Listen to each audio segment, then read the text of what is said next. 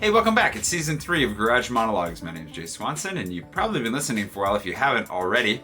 If you're hearing this or seeing it, it means that you're on the public feed, which means that this episode came out about 6 months ago for my patrons. And if you'd like to get on top of that, if you'd like to see these episodes as they come out, support the show, help me to keep it going, because, you know, it's everything's up in the air this year. There are a lot of big changes coming, but let me know over on patreon.com/JSwanson. You can support the show. You can listen to all the episodes from this season right now. You don't have to wait, or you can continue listening to them as they drop every other week for the next 5 or 6 months.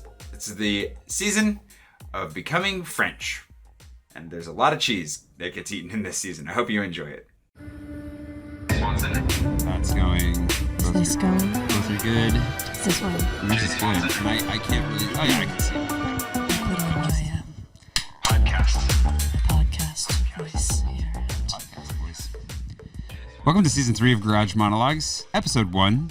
The road to citizenship. This year is going to be this season at least, we'll see about the year, very dedicated to my upcoming road to citizenship, which is I actually own the domain for that. I got a logo made. We were going to do a whole video series on it, maybe even some documentaries. I had a lot of big plans. We've decided to bin all that and just talk about it on the podcast. So welcome to the road to citizenship. I'm going to put the logo on the screen if you're watching this on YouTube, just so it gets some playtime. Yeah. We're going to play with it. It'll be fun.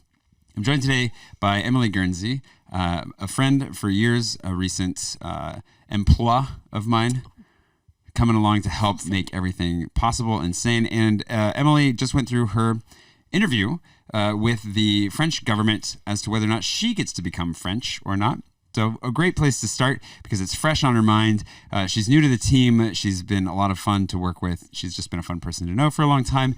So that's where we're going to start today. And through the season of the road to citizenship, we're going to try every French cheese over the course of 5 guests.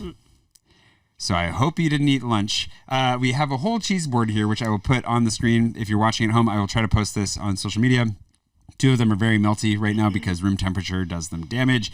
And we're not eating literally all of them today. There are 67 protected French cheeses. We're doing this based off of, I actually decided to just be simple and do this based off the Wikipedia page for it because I didn't want to get into the endless debates as to what was real and not, because there are thousands of French cheeses. But to read this into the record as we get started here, just so you know what we're going off of, we're doing protected designation of origin. Under the Common Agricultural Policy of the European Union, I'm reading this literally off of Wikipedia, just so it's in the record and you know exactly what we're doing. And then we're going to start eating cheese and drinking wine because this is going to be the Frenchest season of my podcast ever. Under the Common Agricultural Policy of the European Union, certain established cheeses, including many French varieties, are covered by a protected designation of origin, or a PDO, and other less stringent designations of geographical origin for traditional specialties, such as the EU Protected Geographical Indication, the PGI, or the system, I added that or myself. The systems have largely replaced national systems such as the French Appellation d'Origine Contrôlée system,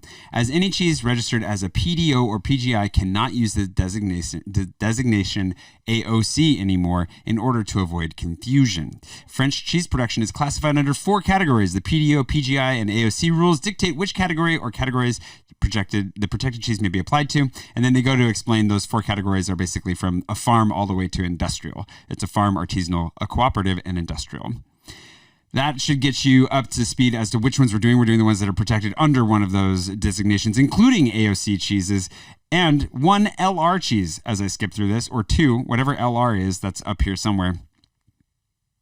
I don't see it. We're just going to ignore it. So I have a whole table here of French cheeses. I picked every 5th cheese on the list to get started with out of alphabetical order, and so we will describe them for you as we have them. And this way, by the time I get my interview to become French, I will be able to say, in all honesty, I have tried every French cheese. They will probably ask that. I doubt that they will, but at least I'll have it under my belt. So anyways, no further ado, that's quite the introduction. If you're listening to this right away, thank you for being a patron and jumping on this live. And of course, to everybody who's listening after that, thank you for listening. I still appreciate it. And I'm just grateful you're all here and hopefully along for the ride this year as I attempt to become French. With that, with no further ado, I've poured a red wine. What do we have? We have a Chateau de Raspide. So this is a Grave. I have no idea what we're about to drink. It's a red. It's a Bordeaux. Grave. There's not a lot I know. written on this bottle. It's a 2019 Bordeaux. It's red. It is going to be a very traditional bottle of wine, I've got a feeling. And it was a gift from my old guardian for Christmas. So I thought I'd share it with you today. Thank you. Cheers. Cheers. Oh, That's nice. a loud clank. So Emily, let's take a dive back. Let's actually start with our first cheese, which I think you're going to like out of all the cheeses. I like the wine. This is Abondance, which is a cow cheese, and it's classified as a PDO for anybody who's actually keeping track of that. Okay, well, Joshua's Keeping track of that. Yes. Okay, so this is a hard cheese. It's cow milk cheese. There you go. You can just take a nibble. You don't have to eat all of it if you're not down to eat all the cheese. It's got a sharp smell. I would say that's quite mild. It is very mild. Has a sharper smell than a taste. Yeah. Oh. It was like a little zing at the very end. That's nice. Abondance. Put it on the side of your tongue. Consider it tried. Emily, can you tell us a little bit about your story? You're an American and trying to become French, but when did you come to France and why? I came to France in 2014. I graduated college in May, and then I came over for the TAPIF program, which is what a lot of TAPIF is, the teaching assistantship program in France. And I came over for that in October, and I kind of stayed. How did you Through stay? a series of events. I was going to say, because I met a boy. That'll do it. But he was American. But he needed to stay an extra year to do some research. So we moved to Paris, and I got a job like nannying in Paris and went to French school. And then I got into a master's. So when he went back to the States, I stayed in Paris. Great decision. And then I dropped the master's, went back to French school, and then eventually managed to like wrangle a profession libérale, titre de séjour, for teaching theater. Oh, yeah. Yes. So I teach you a lot of theater, don't I? Do a lot of theater. Profession libérale. Yeah. Titre de séjour, which is kind of a miracle that they actually gave that to me, because I don't know why the French decided they would give me. How long were you going to school before you got it? I think I got it in 2019. Oh, so you've been here for a minute. Yeah. And you're able to work part-time with your student visa? Well, my student visa, yes, I could. And I was nannying at that point. Yeah. And then I didn't want to do that anymore. So I said, I'll get a visa to teach theater. And now I do all sorts of things and classify it under the umbrella of theater, public speaking. Yeah. Na. Did you, when you, that educational component, because that's usually the route, if people, for younger people in particular, but that's usually the route that I would say is great to follow. Did you do school just like language school, or did you get a master's while you were doing that? I did language school. Okay. Because there's, at the time, and I don't know if it's still the same setup, but at the time it was known that you could use campus long as your way to get a student visa without having to do a master's program. Campus long, Yeah, what's that? campus long.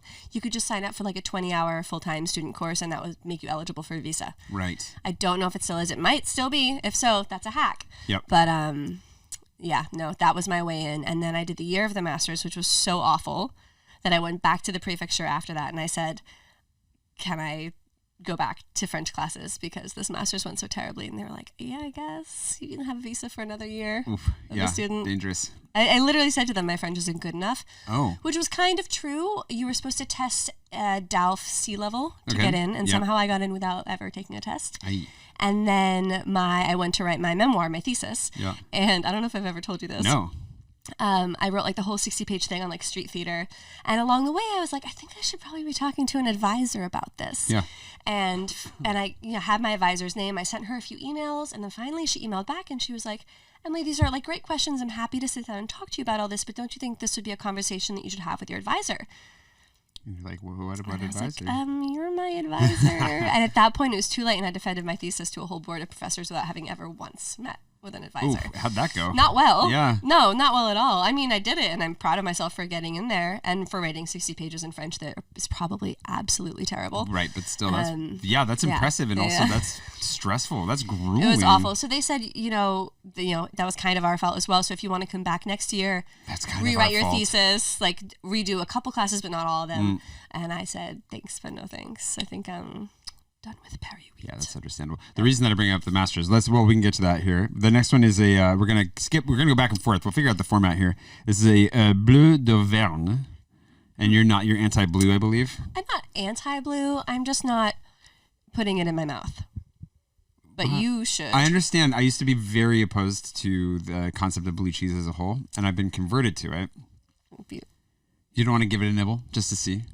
It's the feeling. Just think of it as salty. Maybe by the end of our chat, I'll feel brave enough to do it. It's pretty sharp, especially on the side of the tongue. It's the sharpness that wigs me out. Even non-blue cheese, if it's too sharp. I don't know what it is. Fair enough. It's very creamy. No. It's light. It's rich. It's really good. I would actually say this is really good. The Abondance was way too mild for me. There's like not a lot of flavor. Kind of rubbery. The bleu is making up for that. Okay. If you want to try it later, you can let us know. I'll think about it. I'm the only one required to try everything. We can put it that way. Okay. And then participation. You'll just be disappointed. Participation is voluntary. Oh yeah, the disappointment will mount with time. Don't worry.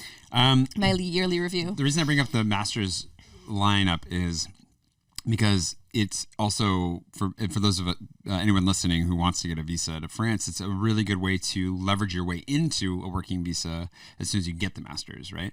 So you got lucky in being able to wrangle a profession libérale, which is like where it's almost like an independent worker visa, you know? Literally that. Yep. But then the Masters program basically automatically guarantees you that for a year, and they love French Masters, which also gives you a better chance of getting a job. And if you can get that job, that's how you can stay in France, is the strategy for people which who was kind of the goal. I think that I got really lucky that they approved me for Profession Libérale, because part of the reason for going for the Masters would have been to have that sort of, it's not a gap year, but it's just like grace year, right, that you get after your second year of a master's. And it also means you can apply for French citizenship. If you do 2 years of a master's, you can apply after 3 years. Yep. So it just brings you a lot of really great things. And that was part of the reason why I was going to do it. But at that point, it wasn't worth my health happiness. Sounds like it was brutal. The situation you found, but that's also the thing. I think that all these situations, even with education, because there's a spectrum of experiences, and I think that it can be grueling, especially if you end up in a program that's not supportive, where things are scattered. It's not a guarantee, and none of it's easy. Yeah. So it makes sense that you'd pull out, and it worked out for you. It worked out for me. I got very lucky. Yeah. So far, every visa process has been not that intimidating. That's good. To go forward and renew it all. There was one I did cry once when the very stern Frenchman looked at my files, and he was like, "You're a student. You're on a student visa." And I was like, "Yes, sir." He was like, "Well, how are you also registered as an auto entrepreneur? So as a self-employed person?" And I was like, "I don't know what you mean. I needed to for a job." So I went on and I registered, and voila. And he was like, no, legally you're not allowed to have auto entrepreneur status on a student visa. And I was like, well, here I am. It let me sign up. So I did. How am I supposed to know? If I go online and I type in all my details and it gives me the certification, voila. And so he walked away to talk about it with a colleague, and I cried and tried to get it all out of my system before he came back, because I don't generally like to do that because it feels manipulative in those situations. But he came back and I was mid-sob, and he was like, "No, don't worry. Handed me a tissue. It's fine. It's done. You did it. You pay your taxes. It's not a big deal. It's fine." But in that moment, I was like, they're going to ship me. They're going to ship me back off to the States, and I've been doing something terrible. But I pay my taxes. And that's really what matters, I think. I think it comes down to the taxes more than anything. Yeah, we'll find out. I'm not worried about it with me personally, but I think now that things are also, I was auto entrepreneur for first few years, and then because you're not allowed to declare expenses with that. Right. Yeah, you're not. And I did the Kickstarter that I did for my book pushed me over the limit of what I was allowed to earn, despite the fact that most of that money was not going into my pocket. I didn't know that would count towards all income. So any revenue coming in counts towards your cap. And once you push past that, they're like, "This is your warning. You can't do it again. And if you do, you have to form a company." And there's no middle room in France. There's no good, you go from either being the auto entrepreneur is for side hustles. It's not really meant to be a business structure. And then all the business structures are incorporating. Right. And incorporating in France is not, I'm opening, excuse me, a company in the US with Jeff to encapsulate the technology side of what we're developing here for the app. Mm-hmm. And I could probably get it done in 5 minutes. It cost me $500 and bing, bang, boom. Yeah. add a little bit more for maybe getting an extra lawyer to look at it, but like really that's it. With the French system, it's like, oh, you want to open one? Well, you need to get a comptable, and that comptable is going to charge you $4,000 to $5,000 just to get things moving. And you're like, whoa! Yeah. So super expensive, such a pain in the butt, and then everything just punishes you until you happen to be medium to large size in your business. So if you're a small business like I am, they just treat you like you're a lot bigger than you are and punish you. So my concern is that because of that situation, I actually got a refund on my taxes last year. Okay, for how much? Which no, is I'm not great. Need any to answer that. I'll ask you that later. No, it was he asked me that later. I'll let you know. I've thought about doing a video about what I earn and everything to make that public, but we'll put that in context later. But I made basically a chunk of what I paid, I got back. At the end of the year, and that's actually kind of a concern for me that going into it, they're going to be like, you're paying taxes, but we're giving it back to you. Yeah. I hope they don't care. We will find out. Speaking of finding out, let's move on to our next cheese. This little guy? Yep.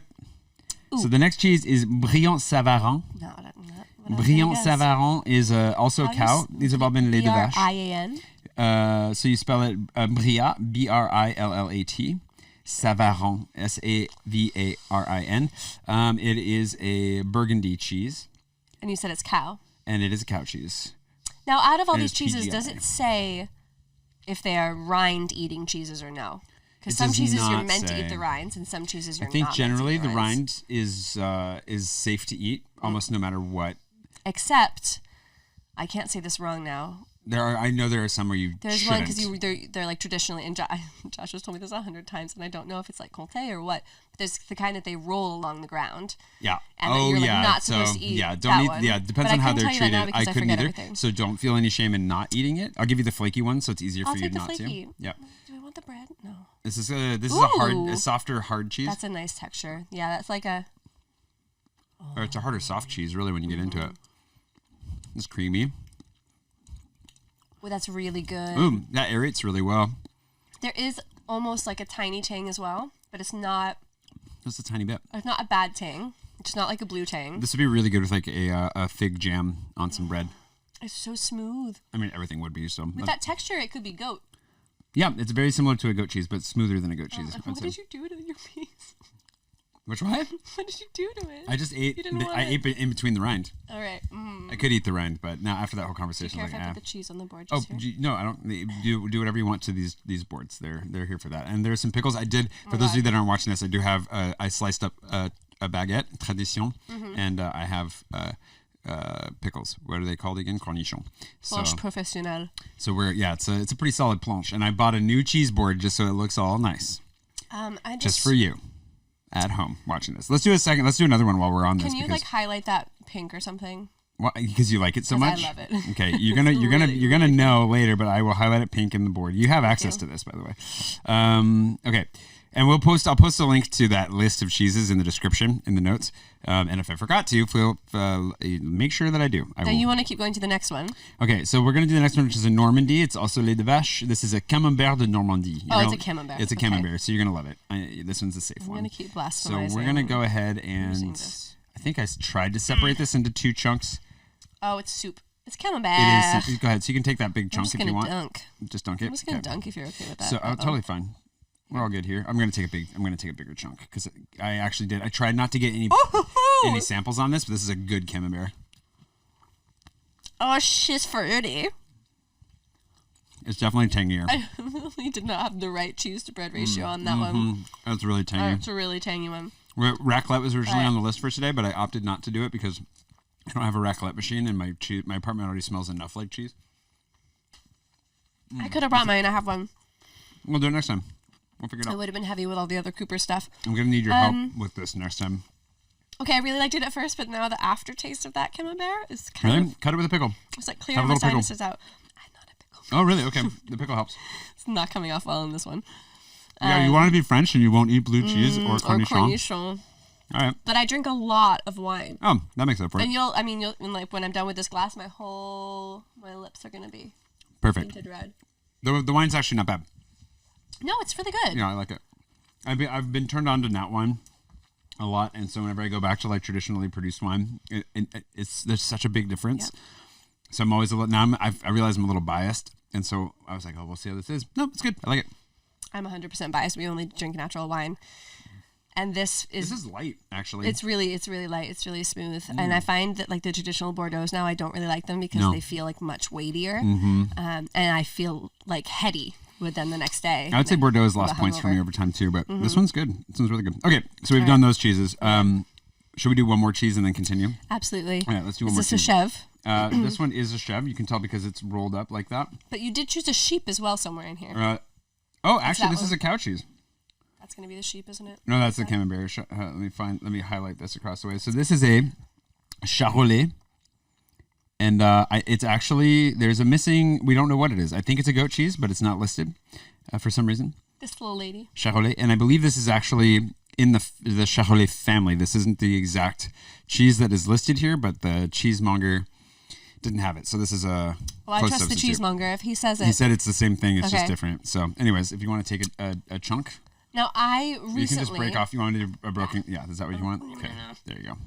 I recently started to like goat cheese. Yeah. It was something that I didn't like for most of my life. I still do need to put it on bread.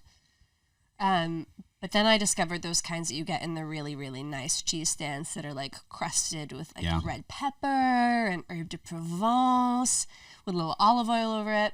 And that's how I got started. You got to get started somehow. This smells really good. Just a little nibble. Creamy, thick. I'll move the microphone. It's really dense. That's fair. Oh. Has a little taint to it, but this is pretty mild. It's not offensive at all. No. It's not getting canceled. No. I like that one. Oh, it's good. I have nothing else to say about it. Yep, I've had it. We've tried it. It's nice. Yep. We can become French now. So, I guess what the question is, everybody has a different answer for this with the overlap, but like for you, and we can talk more about like your experience doing theater here in Paris. I guess but the question is, there's two separate questions: why Paris, and also why go through the process of becoming a French citizen? Why nationalize? Fair. Paris was an accident because I came with that ex that wanted to study here and hated it. I didn't like Paris when I visited it in high school or college. Both times, I was like, this is an overwhelming city. The metro freaks me out. I hadn't discovered your videos and absolutely hated it. They didn't exist I don't even know if they existed yet. No. Actually, no. My first videos about Paris, my first like metro video was 2012, I think. So it would have existed. Yeah. You've been at it a long time. Doing this for a long time. Too long. Anyways, continue. But then by the end of the whole like master's fiasco, I'd grown to definitely like it as my own city. Yeah. And I think after that ex and I broke up and I was like hitting Paris really on my own, creating community and friends and all of that, then I was like, okay, this is a really great place to be. There's a lot of creative stuff happening. It's great. It's a little bit, I think it's a little bit big for me now that we have a dog that wants the countryside and a husband that wants the countryside and myself, who will be thinking about maybe relocating. But it served me well for, 7-8 years at this point? Now it's a really great city. I don't remember the second half of that question. So that's Paris, but then why nationalize? Why, or I don't know if we say, not nationalize, but why? Is that the right word? I said that twice now. Yeah, but why naturalize? Why become a citizen? She did ask me this in the interview too. Why do you want to be French? And I had a very eloquent answer. That's good. But what's the honest answer? I think, the honest answer is that I do feel like it's the only place I've been a grown-up. Yeah, okay. Because I graduated in 2014 and I moved here 3 months later. So this is the only place I've ever lived on my own, casually dated, opened an association, worked self-employed, worked under contract, declared my taxes, paid my income tax, like all of that stuff I've only ever done in France. I wouldn't know how to do all of those things in the States, which sounds kind of crazy. Yeah. I wouldn't know how to exist as a functioning adult. And I didn't say it in this many words to the woman, but I was basically like, I feel like I belong, so it'd be nice to actually belong. Yeah. And to vote, because I still vote at the elections at home, and I'll never stop doing that as long as I'm a citizen. Yeah. We need it. But I would like to be able to have a say in what happens here, considering this is where we've chosen to put down our roots and eventually have kids and all of that. And then another big part is, and I told this to her, and I hope it didn't come off as wanting to benefit from the system, but the healthcare system here, is literally a reason to move, as it is with a lot of European countries. Because when I was in college, I don't know about you when you were living in the States, I would just not go. To the doctor? Just not go to the doctors. I would wait until I was really, and I was really, really sick. I can stop this bleeding myself. Yeah, that I got mono in college and didn't go until I could actually like peel off the top layer of my tongue, and then I was like, I should go to the emergency room. Yikes. Terrible. And I came over here. I was like, it's only 25 euros if you don't have insurance to go and just get a checkup if you don't feel good. The way I phrased this to the woman that was interviewing me, who was really, really wonderful, is I was like, I feel like because I pay, it was 24%, it's down to 22 now. I pay 22% of what I make to this socialized system. Yeah. I feel like I can benefit from it without feeling like I'm taking where I shouldn't take from. Yeah. You give and you take. You give to the state gives back, and hopefully that was enough of an answer to convince her that it wasn't just I hope so. Like medical tourism.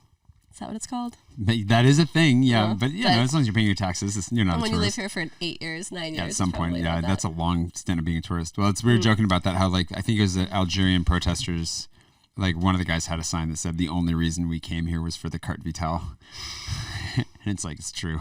I can see that for a lot of people. It only takes 6 years to get it, though. Right. Well, there are a lot of people that really, they do really want the healthcare, and it is famously good, but under a lot of strain. So we'll see how that goes in the future. But I know. With that's good. But tell us a little bit about what is that like? Because for me, so I'm at a place now where I've gotten most of my paperwork done, but I'm waiting for my freshly printed apostilled birth certificate. Which hopefully shows part of up. The process. Oh gosh, it's so great. I had to get, so for those of you that are curious about this, there's a lot of paperwork you have to do. You're basically you're becoming French, so they want everything. So they want your parents' birth certificates, their marriage certificate, your birth certificate, any relevant death certificates, which thankfully I don't have any to turn in. And then you have to get it verified that that it's real, which here you'd get it notarized, but if it's an international document, you have to get what's called an apostille, which is different between every country. And so, but you also have to get a freshly printed anything. So the French want, for that stuff at least, it has to be within 3 months, including an FBI background check and whatever else. But I think that the FBI background check doesn't have to be 3 months. Does not. Yeah, well, that one will be for you. Apparently, probably. I could have just used the one that I used when I first moved here. Yeah, I did. I did not know that. And so I got a new one done. And guess what? Sorry. Still not a convicted criminal. I didn't know that. I would have. Oh man. Nothing on my rap sheet. All right. What can you say? And so I got that. What I had to do is I had to get a new birth certificate sent to me, and I got it sent to my sisters in California while I was there, and then turned that directly around and sent it right back to Washington State to get it apostilled. And then they didn't respond to my question about where to have it sent until I'd already sent it in, and they said you should probably get it sent to a family member and then sent on to you because we're just sending it by first class mail. There's no guarantee it'll make it to you. And now I'm waiting for it to come in first class mail. So we'll see if it makes it, which I believe it will. Most things don't disappear, but if it doesn't, we get to start that all over again. Yeah. It will. It'll be fine. I'm sure it'll be fine. So we gather all the documents, and then you submit them, and then 6-ish months later, in Paris at least, because it's pretty fast. It was 7 for you? Okay, so 6 to 8 months later, I've heard varying stories.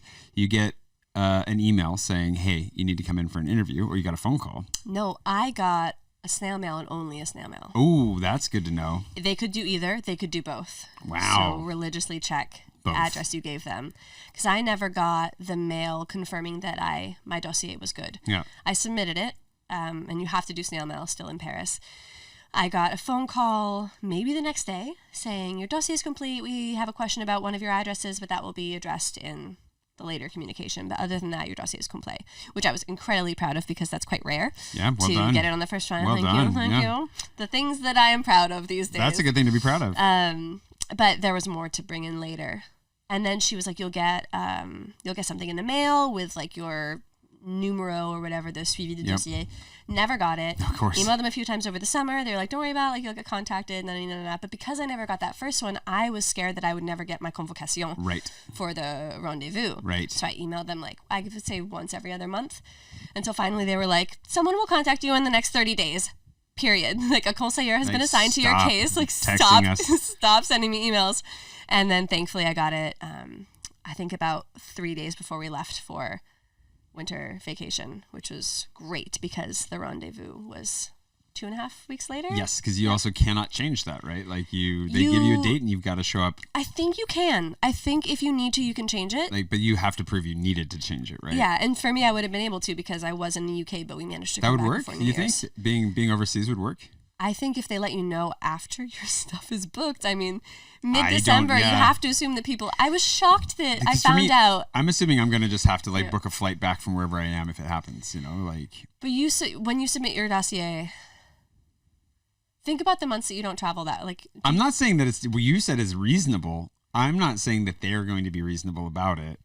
And also with all the missed communications, I don't know that I would trust the rebooking that's process. The thing is, I wouldn't want to do it. I wouldn't. Yeah. I would be stressed that I wouldn't get another convocation for 3 months. But I know that people have done it. People have missed their rendezvous and also gotten another one because they never got the email or whatever. Yeah. So just check religiously. And there's an email to check in. I don't know if you have it. You can take the one that I emailed pestering them and just check in from time to time. If 6, 7, 8 months go by, you're allowed to contact them at that point. Oh, yeah. Well, you clearly contacted them plenty before that, so it worked out. And she told me I'll hear back in the next year, which seemed like a long time. And then she said that the Minister de l'Intérieur is working efficiently these days. Yes. So it should be more like 7 to 8 months. Yeah. But she actually gave me permission. She was like, don't contact me before 6 months from now. But à partir de 6 months, you can contact me. And if a decision has been made and you haven't been notified, I'll be able to tell you at that point. Well, that's good. Which is very kind of her. That is nice of her, yeah. Because usually you're just left in the dark. Yeah. And she said if you get any notification in the next 3 weeks, 4 weeks, if you get a letter in the mail, it's not good news. Oh gosh. Yeah. Merci. That's good. Well, that's good to know. At least you can, if you get past a month or two, then you'll be fine. The other thing, the way that you find out usually is either by seeing your name pop up in the journal, right? Or you get a notification saying, thanks for enrolling to vote. That's how Jess found out, because she got a letter, and that's an earlier episode if you'd like to listen to my conversation with Jess about becoming French.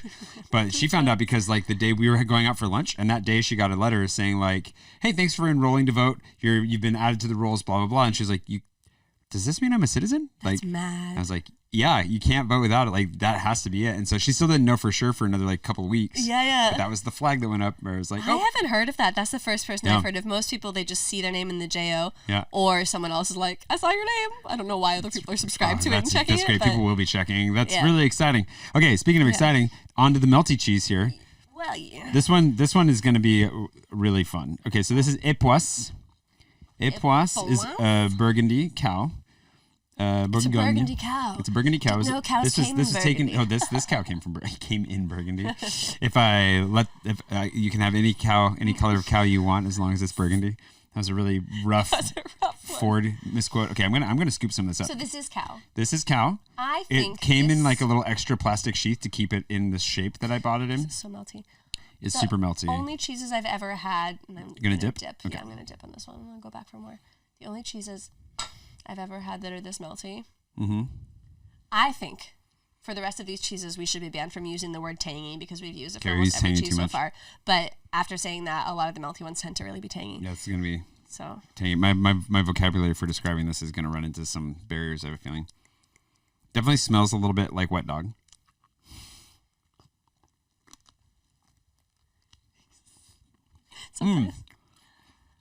Uh-oh. It's good. It's really, really smooth. The rind is kind of funky. It's kind of salty. It has there are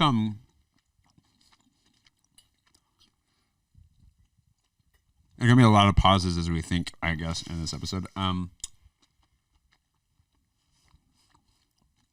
The funk really adds up over time. Goes right up the nose. It's amplified by the wine. It's got if you're ever gonna relate cheese to stinky feet, the after smell / taste of this is a little bit on the stinky feet side. Cheese. That's a foot cheese. That is a foot cheese. If you're not into that, you're not into that. I wouldn't list it as my top 50. Okay. But you didn't hate it? Your face said you kind of hated it. Well, top 50 it doesn't make, so. Out of 67, yeah, that's pretty low. Pretty low on that. I had to think about that. Okay, so. What did you just take? I took a chunk. Moving right on. I'm moving along to the next cheese, which is a little bit gooey. A little bit gooey, but doesn't look as gooey. I feel like this one's going to be a little bit less. So it also has offensive. a soft rind. This one came in a similar. This is long. So it's kind of it sounds like lonk, which would be the anchor, but it's with a G, lonk. It's from Champagne. It's from Champagne. It's also a cow cheese. This is funny because part of it looks similar to this one, which was the what? The texturing of the rind, it's got an rind. orange rind on it. But then the rind looks like the one we just had, but the center looks like the really, really smooth one we had earlier. So I'm curious. Well, we're about to find out. You take such big portions. I'm in this to win this. Ooh, that's nice. Mm-hmm. Has a fruity taste to it. Mm-hmm. Yeah, I can see fruity, but like red fruit. Oh, that one's nice. I think that one's nice, but I just had the little hard bit there, so let me grab a little bit of a melty. That's good. I know we're not supposed to say tangy, but also a little tangy. Jay, I'll let you slip up once on that. Oh, God. No! Last one. It's hard to do this one-handed. Yep. You want me to hold something there for you? You got it? I can hold something. I got it. Oh, sorry. Pass you the blade first. You got it? Okay. The last one we'll do right now is a well-known one of my favorites. Really? You probably know what it is just by looking at it. Is it Mimolette? Yeah. And I bought Vieux Mimolette. So this is old Mimolette. I think it's 24 months. Mimolette originates from Nord-Pas de, what is this? Nord-Pas de Calais. Oh. Which is interesting.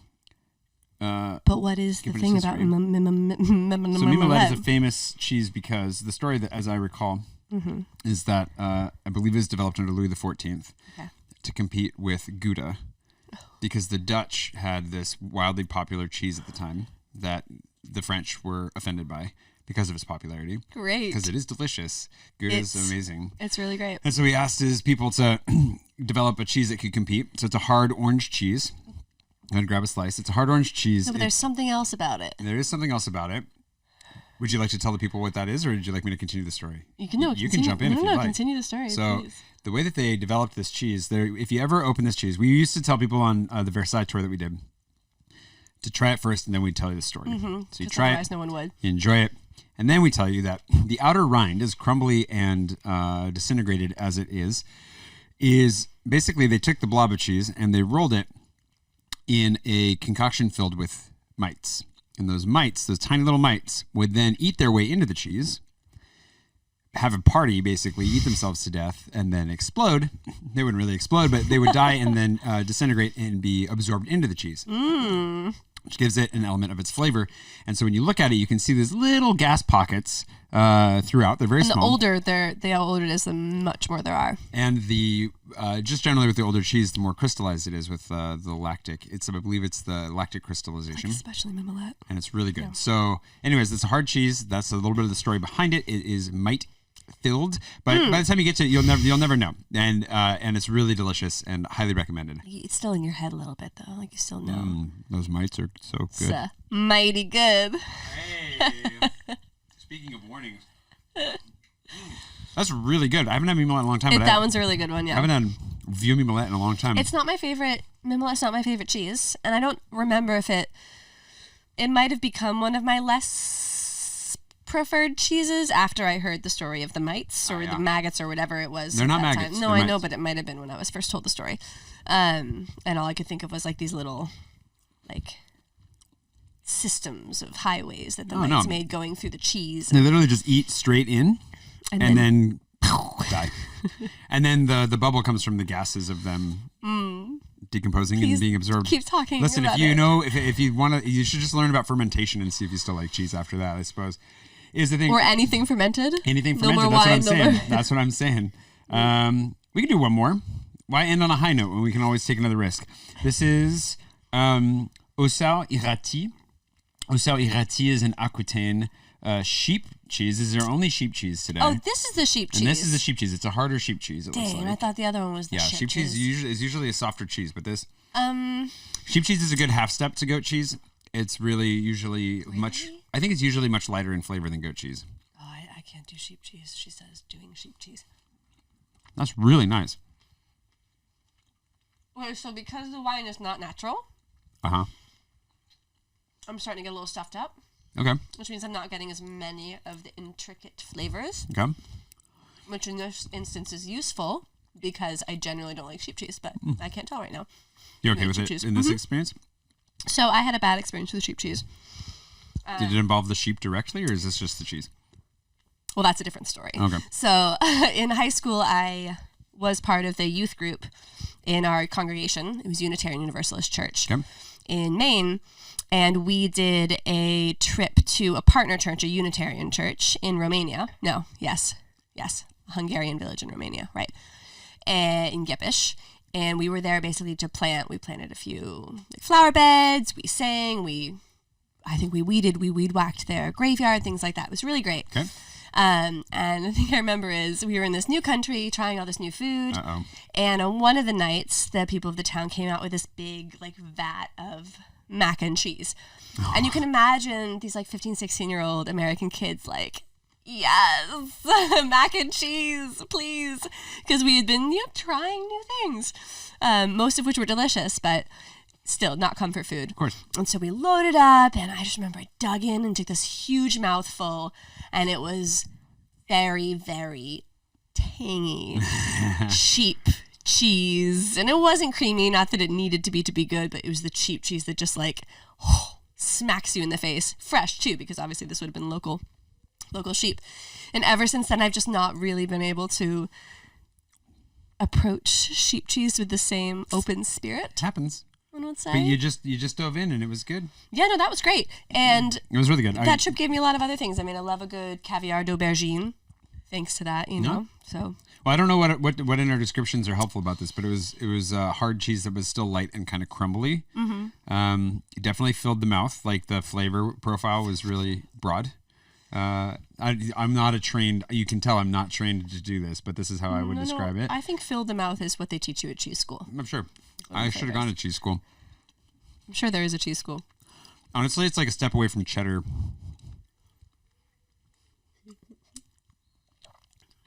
Like a sharp cheddar, but it's a milder flavor for sure. It's a lot more. Yeah, it's a lot more mild. Soft, and you can't get a good cheddar over here. Actually, reminds me of that. Actually, really reminds me of a cheddar. That's weird, like a crumbly, sharp cheddar, but not sharp, and a little smoother. Would you melt it on a piece of toast? I would totally try that. Okay. Maybe make some nachos with it. Yeah. See what happens. Ooh. I've made nachos with mimolette before. How was that? It's good. It's an interesting experience. Yeah. Good and interesting experience are two separate things. Well, it's interesting because it really hardens. It doesn't stay melty. So you melt it and then it's rock solid in place. So it makes some really crackly chips and it's a little sweeter. Yeah. So and it's definitely more expensive. So it's but it's really good because you don't want to.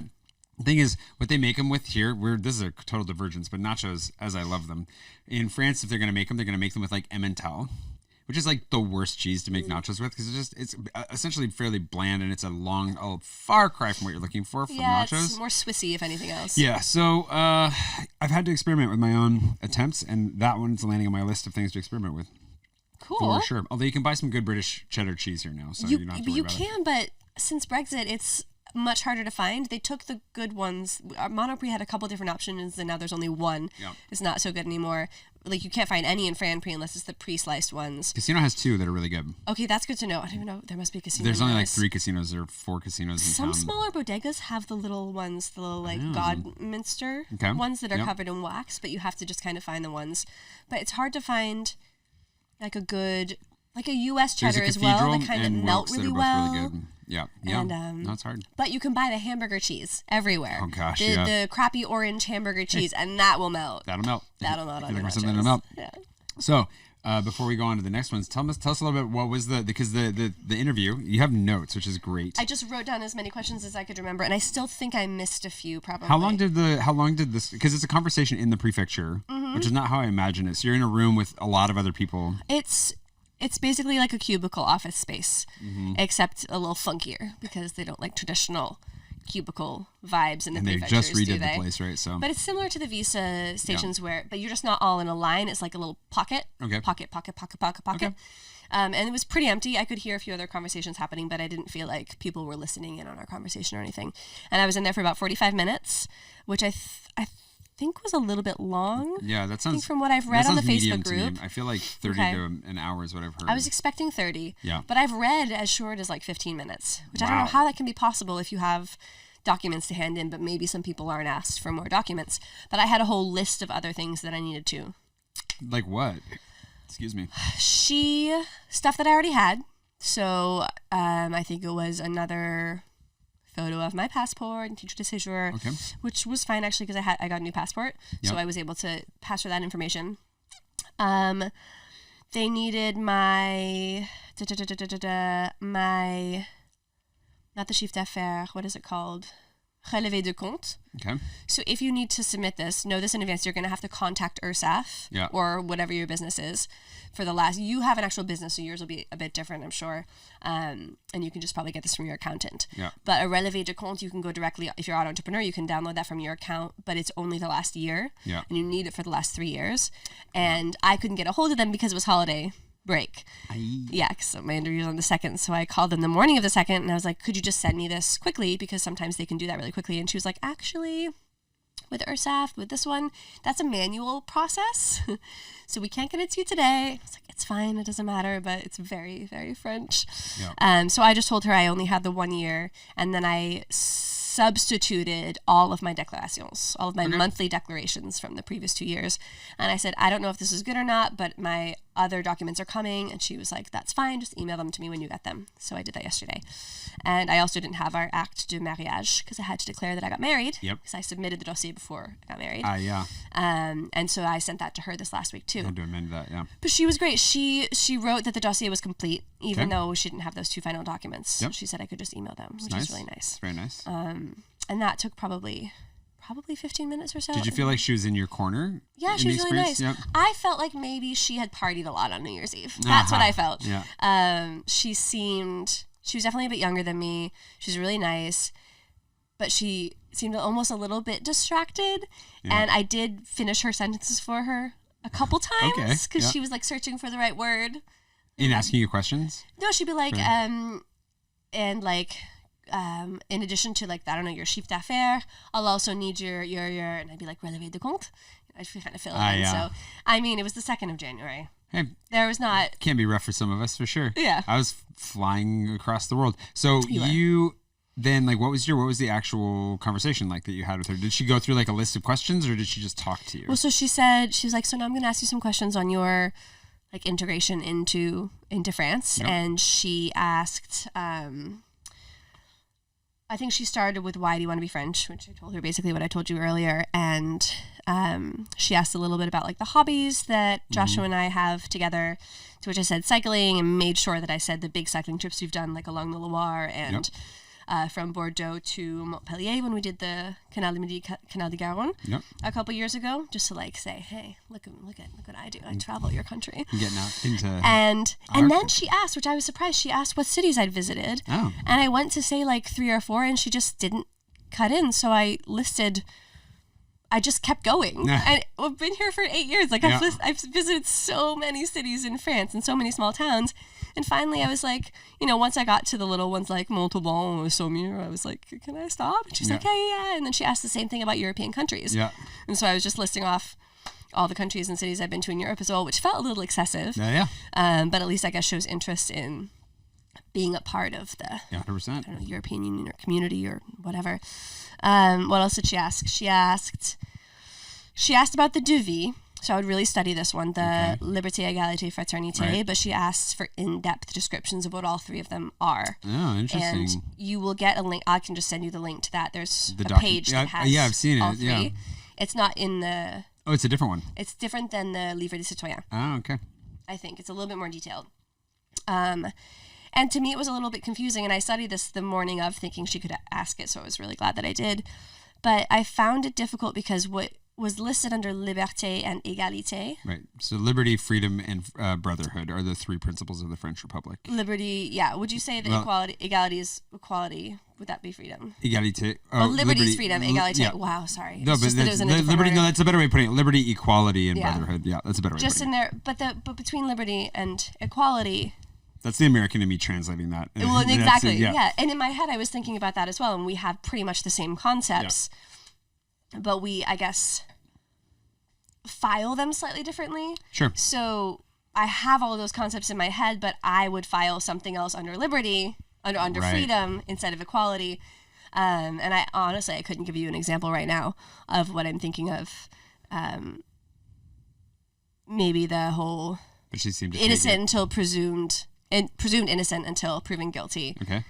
Was under the opposite one that I had expected it to be, for example. Okay. But again, everything was in my head. And then, of course, she asked for in-depth details. And for all of them, I gave her probably about half of what was listed on the sheet And she was like, yeah, that's great. And also like this, and this. So she would also fill in the blanks, but it wasn't like, hey, what else? She what definitely else? was helping you out. So you know what else will help like, you out? confirming. A little more wine. Yeah. And then the fraternité, the fraternité one was like no problem because that's kind of just your devoirs. It's what your expectations as a citizen are. So like helping your country out in time of war, paying your social taxes, supporting your local football team. Brethren. Yeah, you never know. Okay, let's continue this after we're going to get through the rest of these cheeses really quick. Perfect. So the next cheeses we're going to do are, the first one is the Pouligny Saint-Pierre. Is that goat? Pouligny Saint-Pierre is goat cheese. Yes. Looks like goat. Looks really from the Centre Val de Loire. The next three cheeses are Loire cheeses. So that's where I spent the first year of my life in France. Ah, that's where you did tapif? I was in... You know I did tapif in Nice, right? I'm sure I knew that. My first in 2007, 2008. This thing is like a pyramid of cheese when I cut into it, and you just took everything but the rind there, which maybe we don't eat the rind on this one. I'm not sure. Now I'm not so sure. I feel like it's a little bit rubbery. It's kind of rubbery. That's really nice. I like that a lot. Again, super mild. It's very smooth, very mild. Really creamy. I was still in high school. With just a touch of zing. Because I can't say tang. Please lick all of your fingers again. Just making sure. Gotta get the wine off my glass too. I got a little spillage there. That's good. I did like that one. Yeah, the aftertaste is definitely very goaty. It's funny, you seem to have quite a range of cheeses. Inoffensive. Like almost to the point of being like really, bland. really mild. Right. And then you've got like a couple of those ones. The brain cheeses. And there don't seem to be very many that any are straddling any the cheese line. that looks like a brain and it's sweating And is gonna be a stinky cheese. Just gonna let you know that. That is another thing. That was another thing that I ate in Romania. That was that a stinky brain sweaty cheese. Bit of pig brain. Yeah. Ooh, there you go. Yeah, kind of. I had a good time. So this one had a straw in the middle of it. That's ash, right? Around the outside? Yeah, I'm guessing we wouldn't eat the rind on this one. Oh, I should tell you what this one is. But it had a plastic straw in the middle that I had to cut through, and then I pulled it out. What does that mean? That's what they rolled it around, I guess. And so we can ask somebody who knows more than we do. But this is a Sainte-Maure de Touraine. Sainte-Maure de Touraine is also a Val de Loire, and it is also goat. And I'm just going to take a nibble out of the center, I think.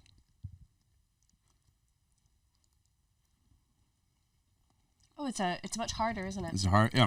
It's very firm. It's still kind of creamy, but definitely really, really firm. It's like it gets creamier closer to the rind. You're tempting. This one's a little stronger. Still pretty mild. That's good. A little stronger, but still. Yeah, still pretty mild. It's surprising. So, I don't know where I got this assumption, but I've always thought that the ones that have ash involved are stronger. Yeah, but maybe that's just I pulled that out of my butt. I have no idea. I don't have that association in my head, but what do I know? Okay, our last one. More than I know.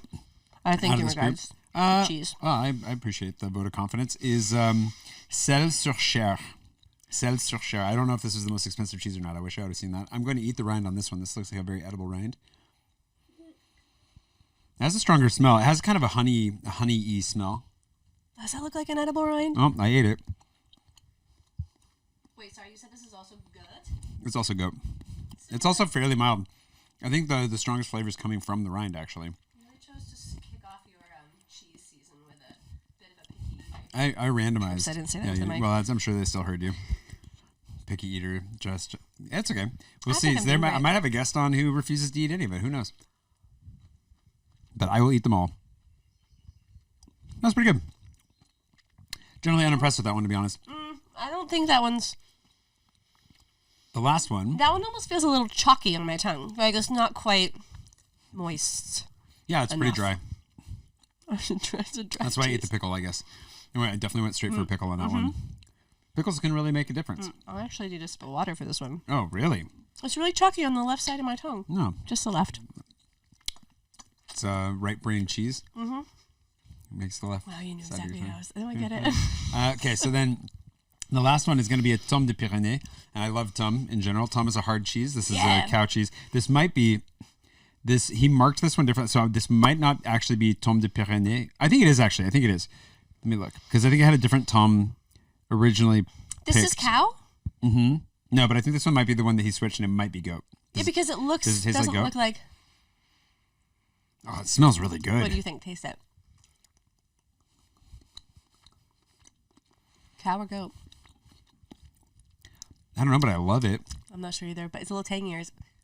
Oh, you. Oh, no. It's. If I stay quiet, will you keep going? Mm-hmm. That was for your listeners. No, it's really good. This is I don't really know how to good. describe it. I love it. It's very full flavored. Like, it's definitely vibrant. Has like an acidic quality to it. Acidic. That's a good word to replace tangy. That's very pleasant. That's very pleasant. That hits a lot of notes. Mm-hmm. It's very satisfying too, because it's softer than a Tom usually, so that makes me think maybe it is a goat cheese. That's why I'm thinking it could be goat. Usually I feel like I'm able to tell right away if it's goat. Okay, I have to ask them for sure what this was, because it's marked on the cheese. He marked it as Tome de Pyrénées, but there was another note on it, so it might be like the goat. I don't know what's going on here. This is really good. What a nice surprise. I mean, I always love Tom, but I would say more of the creamy stuff from earlier. For those of you curious too, Tom is spelled Tomme, and it is an option that you'll see often when you're here as a cheese on burgers. If you ever want to get a Tom burger, I highly recommend you go for that. It's really, really good. It's a really good option to really dive into super, super French cheeses without jumping off the cliff into like the blues. If you're not as adventurous. Yes, exactly. If you're not as adventurous, it's a way to still get a little bit away from the traditional sort of Comté Brie Camembert, which everyone's kind of used to and is available in the States or all over the world.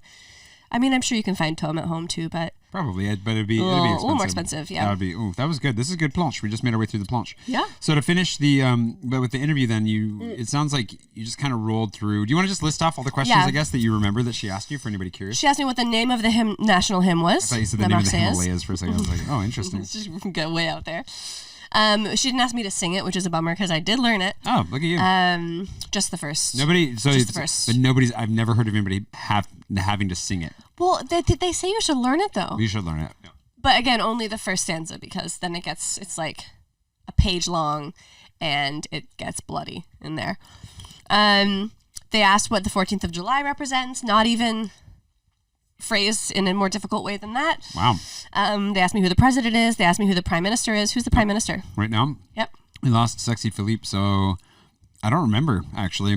I was going to look this up earlier just because I knew you were going to ask me. Who's the prime minister right now? Elizabeth Bourne. Oh, I did. Okay. Yep. Which is great because it's a woman. Yep. What associations? She asked what associations I'm a part of.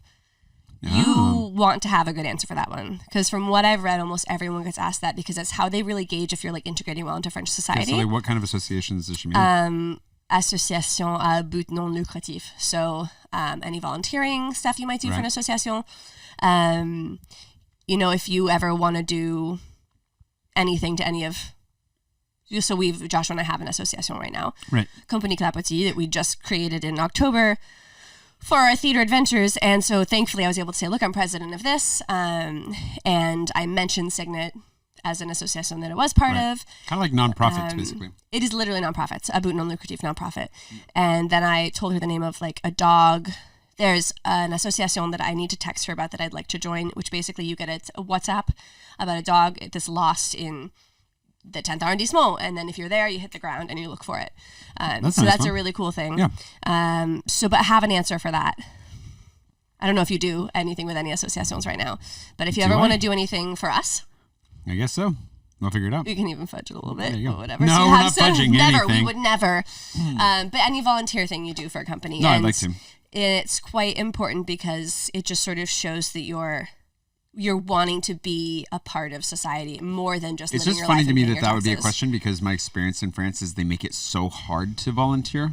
But you can also say, by comparison to like I did nothing but volunteer growing up and in college and everything else. I volunteered 4 years of my life to a medical NGO. And so like, it's definitely been a huge part of my life until France, where it's like the few times I've kind of tried, it's been such a process to even help. So you might... Very curious. Have you heard of the website? I think it's Je veux aider. I have, yeah. I've never looked into it. That's just got a list of people looking for help. All right, let's try it. And you've also got Nadine, who helps run a non-for-profit. That's right. They collect winter clothes every winter. I have run some stuff for that, but I'm not associated with it, yeah. I know, but it's just saying if you know some people that are part of it, you can start to do that in the next 6 months. Sure. And then you'll have, answers, and you'll also feel good about yourself as a person because you'll be doing good things.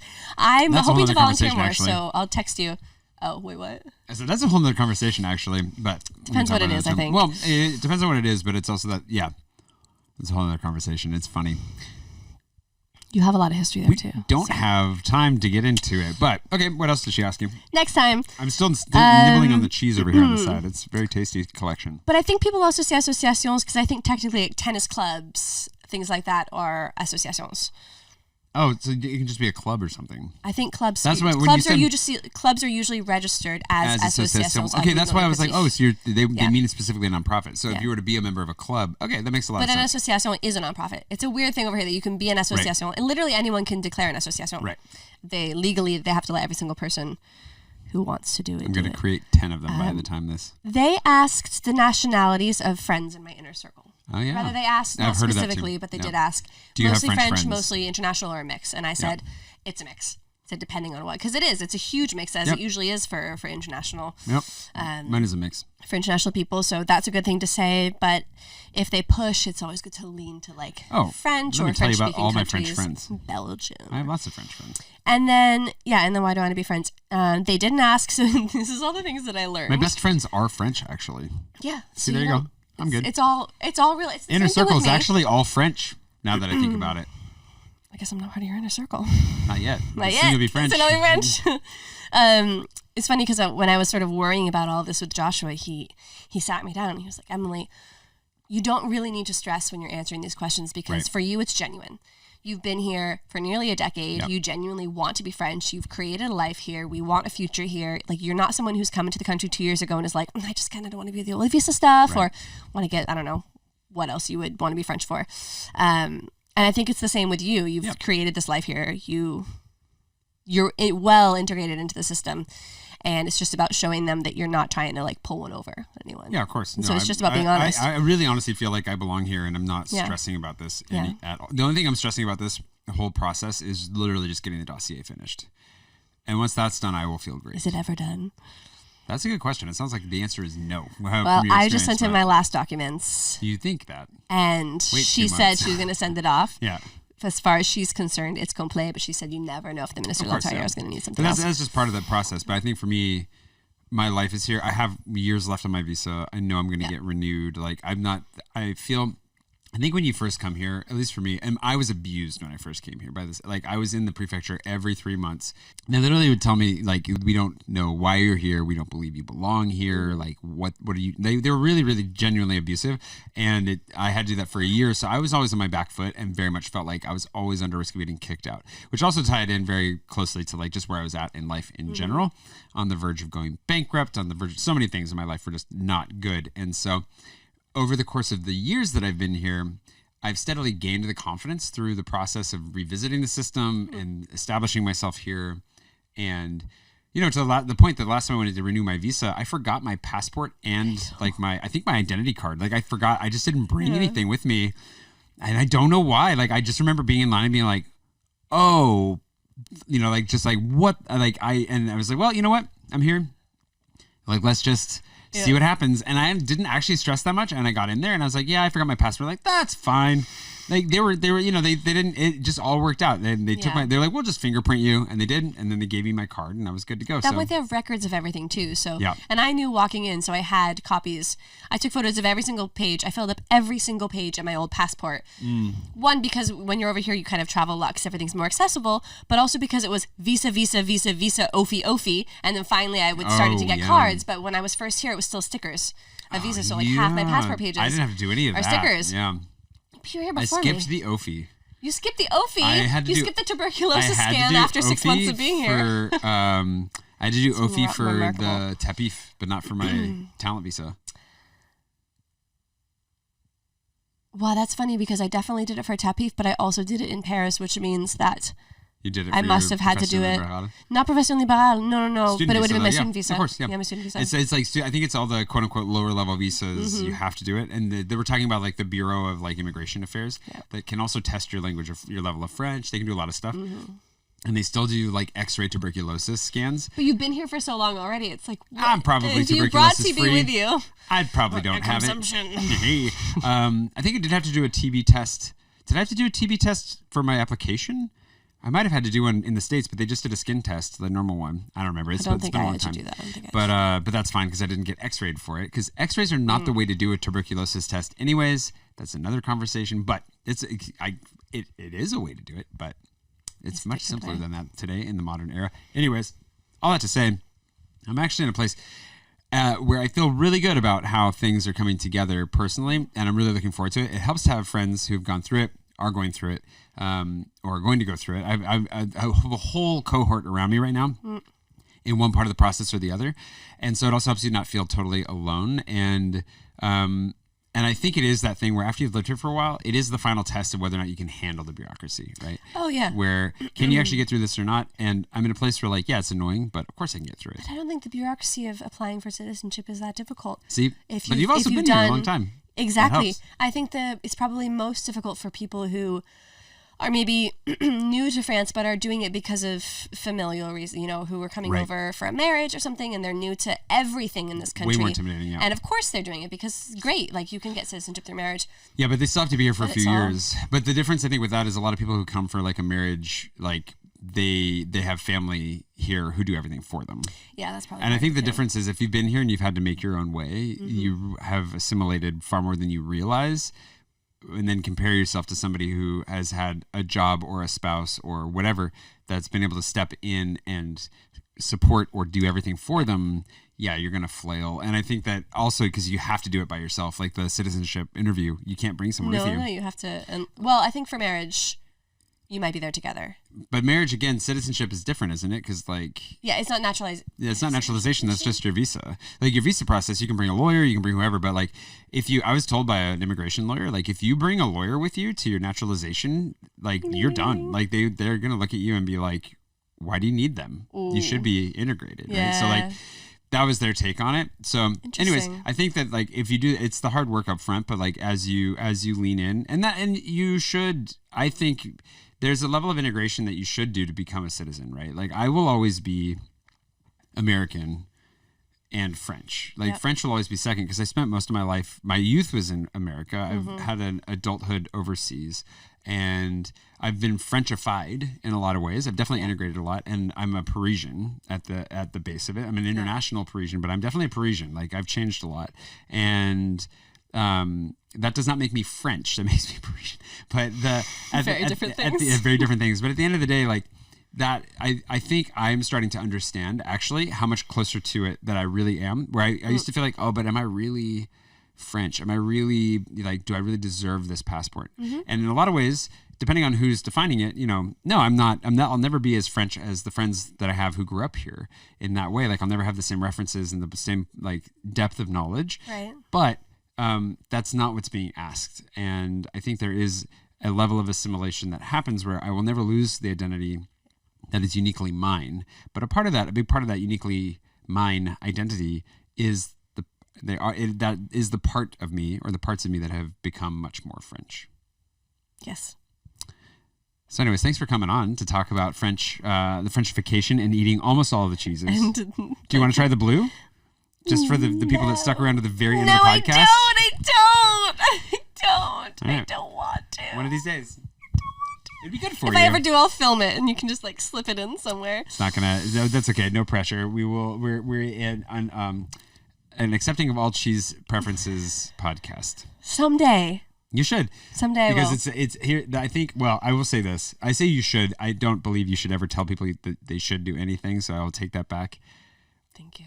Should is only for me. But I will say that the philosophy that I have pushed on myself for the last few years that's really paid off is that anytime there's a food or a drink or anything that I know I don't like, the only person that's missing out is me. And I would like to train myself to at least appreciate it, even if I don't like it.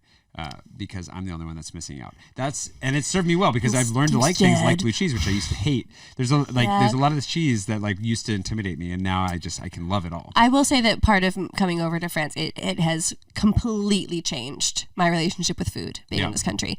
In part because they don't put up with you asking for changes at a restaurant. You get what you get and you eat it, and that was tough the first few years. And then now I will eat what's in front of me, and I've learned to like a lot of things that I never liked. And blue cheese, I'll get there eventually. And there's just a lot of great cuisine here. There's a lot of good food. A lot of experimental stuff happening. Food. That's actually a good point. We should put that in the "Don't Be That Tourist" video. We're gonna among the videos we're making. Don't ask for this. Just and that. a forewarning that usually you can't send food back for changes, and it's hard to customize. Depends on where you are, but generally you can't customize your food. And that's a good thing because isn't part of travel experiencing new foods? I would say yes and learning no. and. Because I also think that if I would say I agree with that in the sense like I do want to try it the way you're presenting it, but if I don't like that, there's nothing wrong with me saying, could you just remove this one part of it? Right, but do you think I kind of think it's this wave in the States where it's not even necessarily that we're asking for changes in our food because we don't like it. It's more that we might not feel like it in the moment or want to cut out this type of food group like carbs or meat or whatever. What's wrong with that? There's nothing wrong with that necessarily. You choose what goes in your body, but I understand asking for something to not be in your food because you generally don't like it or you have an allergy or something. Sure. But if not, you should. It's good to be open to try things. It's good to try things the way that they're. I agree. This is a customer service question, though. For me, it's a customer service question. Yeah, but is that a question in France? It's an ongoing nightmarish question, and so I've come around because I'm willing to try anything, but like at the same time, if I would like a Hawaiian pizza with red sauce, not white sauce for whatever reason, like I don't think that should be so bizarre. Yeah. Oh, God. Okay, anyways, that's quite the note to end things on. Thanks for listening. If you're listening to this a little bit later, make sure you jump on patreon.com/JSwanson and you can hear all these podcast episodes as they come out live and up front. And you don't have to. You can still get them 5 or 6 months later. But by the time you're listening to this on the public feed, I might already be a citizen for all you know. Yeah, me too. It's very likely that you will be. We'll see what's happening with if you want to get caught up and you want to know, hey, did Jay get in for his interview yet or not? If you're listening to this when it went live on the public feed, it means that question might already have been answered on the Patreon feed, so jump on over there. Anyways, welcome to Season 3, The Road to Citizenship. We'll see you again here real soon, in 2 weeks exactly. Yeah. Thanks for coming on, Emily. Yeah, thanks for having me. There we go. Pause.